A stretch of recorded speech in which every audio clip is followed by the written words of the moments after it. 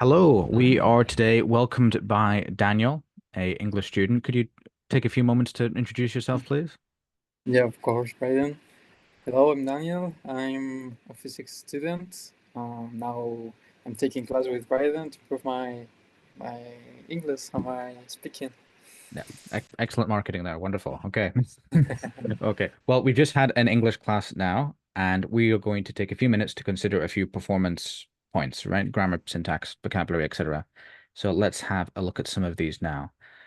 Um, so I will be posting these notes for Daniel on the chat on Zoom for people watching. They'll be available in the study notes in the description. Okay. So our first sentence to this is I don't think in Madrid as a place to visit. Any thoughts on this? How can we solve this sentence? So Uh, I'm yeah, not I'm not absolutely convinced that in is an error as such. However, I think it's much more likely that we would use another preposition in this case. Any ideas? mm,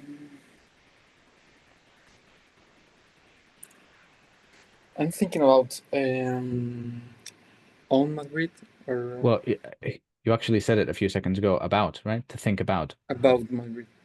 Yeah. I think it's a little bit complicated, right? Because in Spanish it's pensar en, right? So you immediately Yeah, think in or yeah, on, right? But in this case, but I think yeah, about would be the about option. here, I think that's the right choice. Yeah, I agree. Think will very frequently go with the preposition about. Okay. What about this point here? It works perfect. Mm, Works perfect. Got an issue here concerning adjectives and adverbs. yeah. Hint, we need a suffix of some kind. Perfectly. No, Yes, it's correct.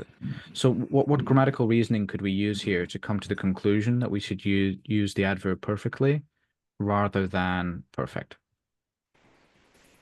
Well, I think that if you are referring uh, if, perfect, you have to use it when you have a noun. No, but here it's just a general sentence. You need an adverb. But because we're modifying the verb, right? The verb work and not a noun. So No, we use an adverb for that purpose. Okay. All right, next sentence here. They're going to help me in this project. So again, I mean, in kind of works, but I think there's another preposition which would be more effective in this case, and that would fit better with your original intentions. you're going to help me on this project. Could there be another choice? Mm, into this project. What about they're going to help me with this project, right? So the preposition with will frequently go with the verb help, right? So for example, maybe you've heard, oh, can you help me with this, right? Or something to that effect, yeah? Help goes with the preposition with. Okay. You'll need to make a presentation. You need to make a presentation. So, of course, you can talk about making a presentation, but from the context of our discussion, I was under the impression that you were talking about your participation in a Yeah, conference, right? So I think given that intention, we would use a different verb here to do rather a presentation. than make. Mm, I think we would use, I'll give you a big hint here. I think we would use here a verb beginning with the letter G. Mm,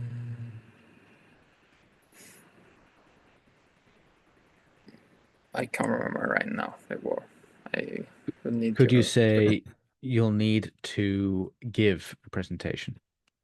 Yeah, You need to give a presentation. yeah, in the sense of giving the presentation, of course. Okay. And in this case here with this sentence, if I not find anything, If I don't find, good. Why do we need do in this case? because you need the verb to the negation. No? Yes. Don't So find.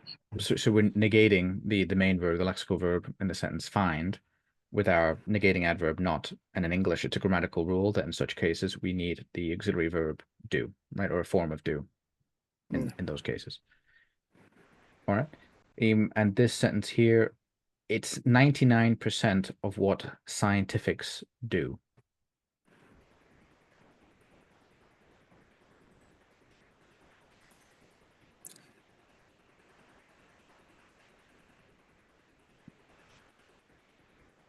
What do you think? Scientist. Yeah, and it'll be because we're referring to more than one scientist, right? So it'll be scientists. I know it's quite difficult for native Spanish speakers to pronounce Yeah, the t's at the end, yeah. The scientist. the word scientist, excuse me, the word scientific does exist in English. However, it exists only as an adjective, yeah, scientific. For example, we can talk about scientific research, right? Where the research would be the noun and scientific would be the adjective. But if we're referring to individuals that work doing science, scientist or scientists is the appropriate noun. All right. An ability of solving problems. An ability of solving problems. So here we, in order to solve this problem, we can think about prepositions and infinitives.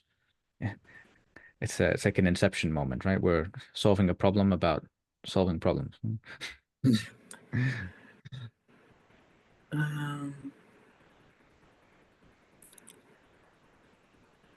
for solving problems.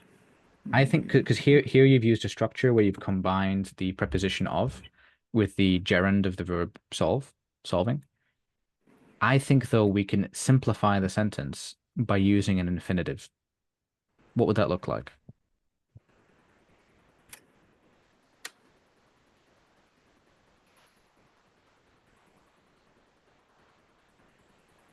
Instead of solving using the infinitive, you Yeah, so we could say an ability to solve problems. to solve problems. Okay. Yep. All right. Okay.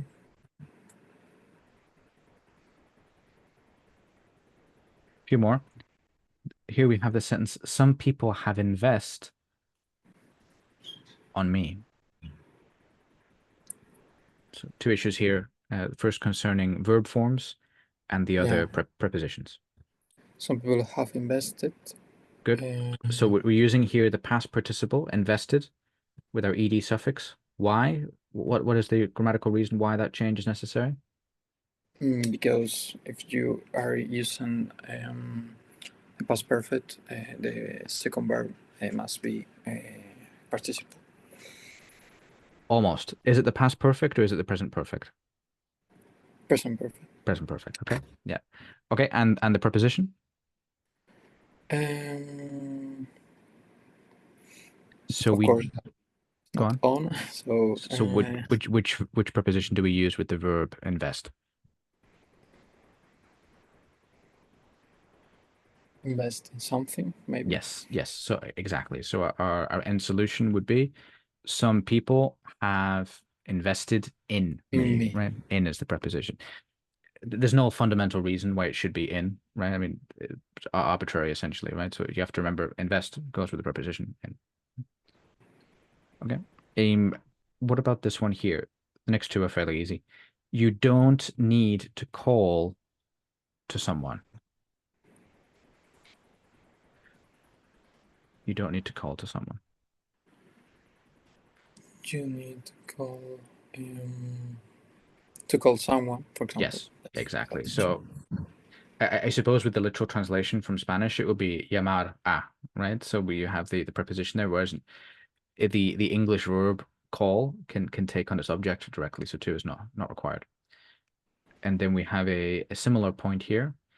If you come back to home. If you come back home. Yeah. It's an interesting case with home because there are other cases where we would use to, right? So for example, I could say if you come back to the office, right? Or if you come back to the bank, right?